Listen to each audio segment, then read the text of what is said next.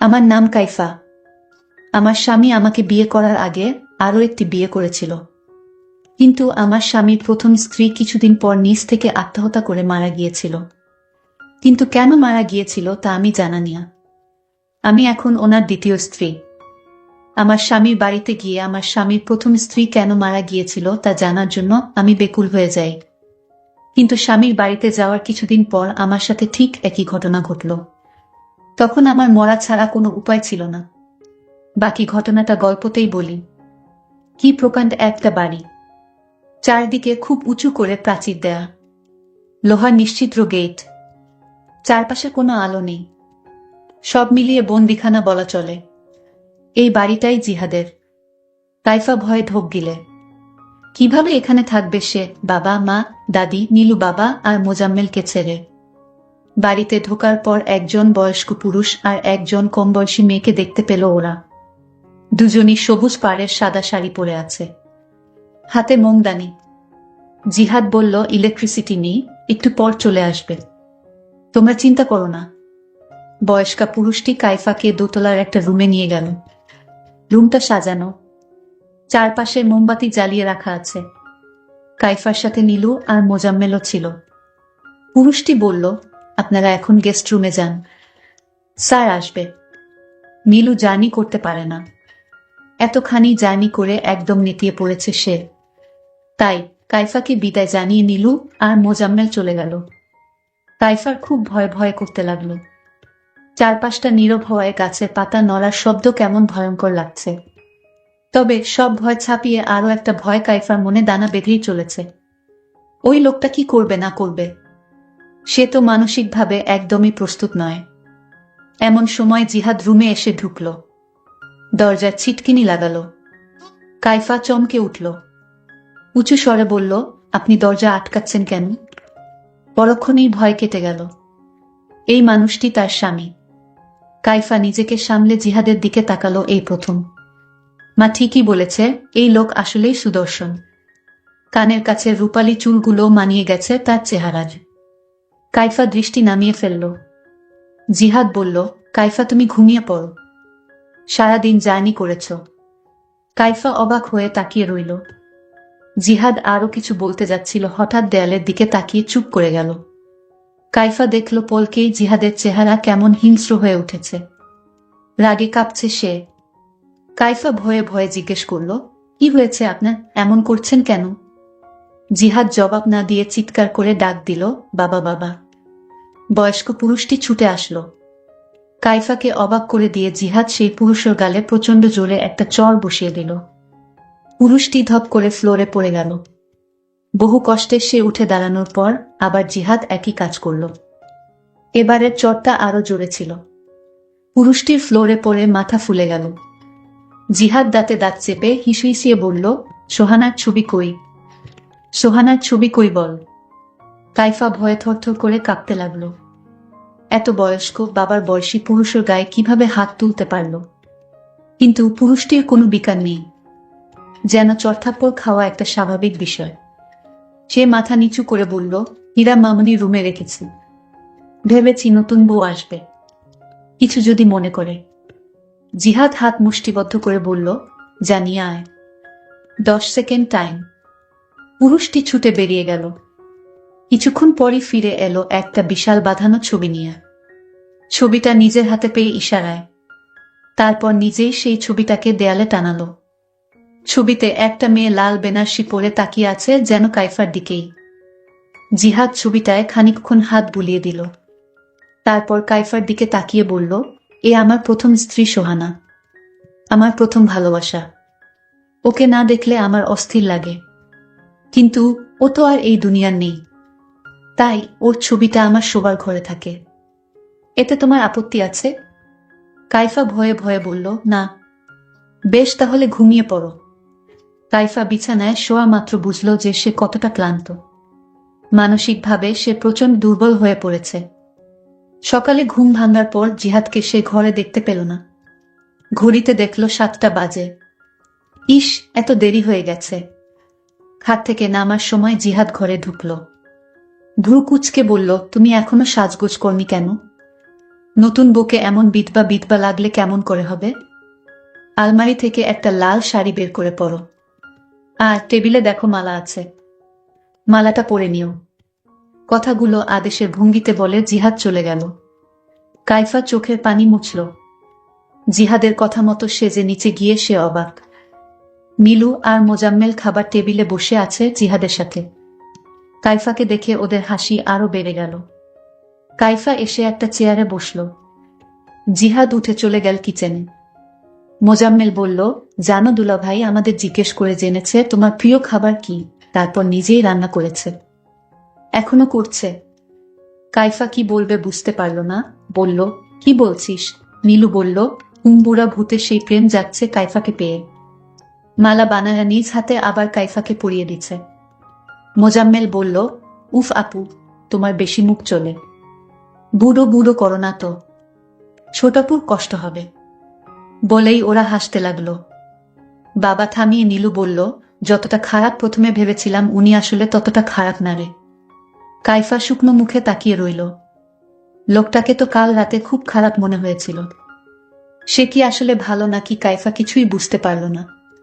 কাইফা অনেকবার ভেবেছিল নীলুকে গত রাতের ঘটনা খুলে বলবে, কিন্তু তাকে তো একা পাওয়াই যাচ্ছিল না।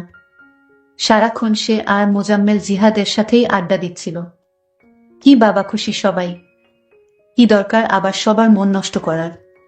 কাইফা তাই চুপ করেই রইল। কিছুক্ষণ পর নীলু আর মোজাম্মেল চলে যাবে।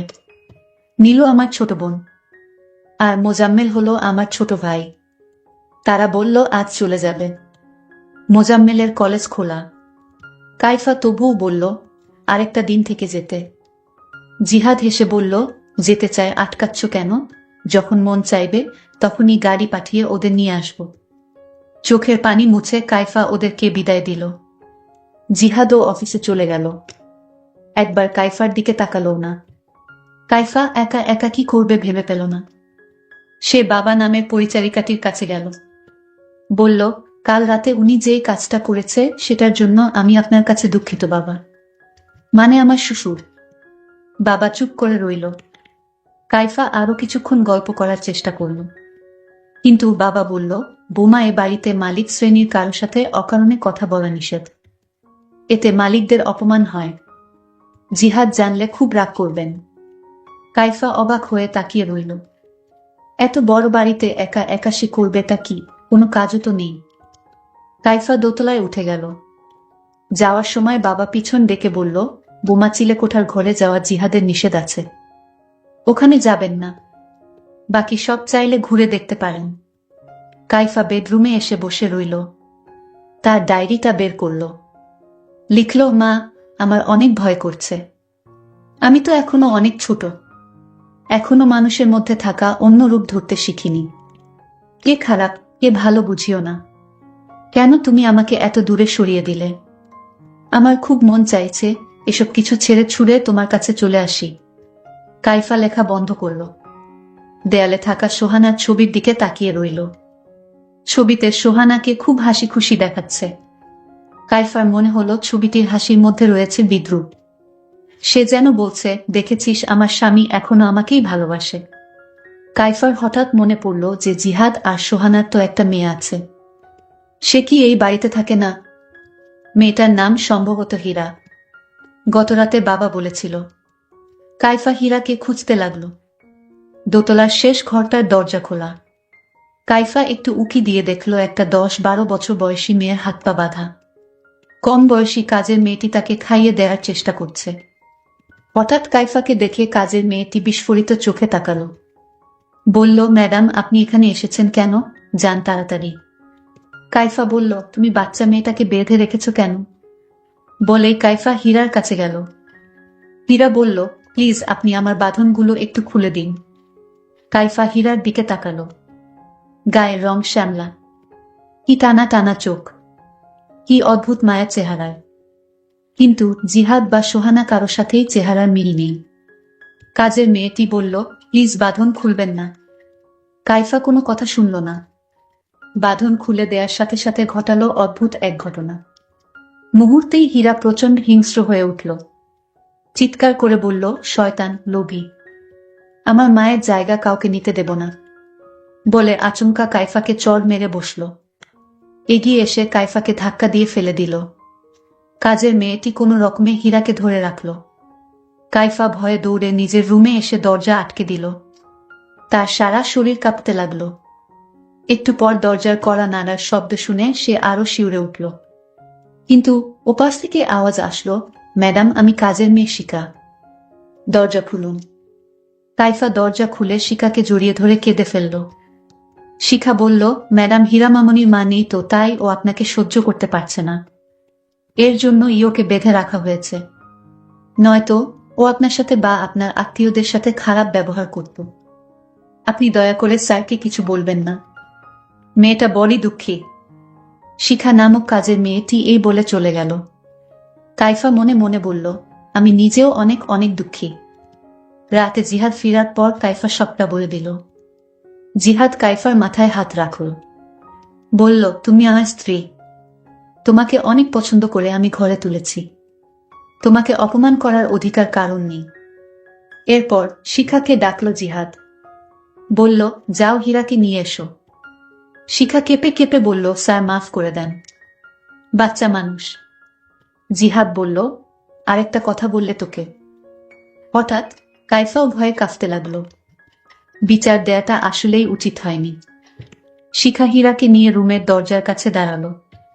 জিহাদ ঝাঁঝালো কণ্ঠে জিজ্ঞেস করল, তুমি তোমার মায়ের গায়ে হাত তুলেছ, তোমাকে আমি ক্ষমা করব না হীরা। হীরা তার চেয়েও বেশি ঝাঁঝালো কণ্ঠে বলল, 2 দিন পর পর আপনি একটা করে রক্ষিতা ধরে নিয়ে এসে বলবেন এটা আমার মা, আর আপনি কি ভেবেছেন আপনাকে আমি ক্ষমা করব?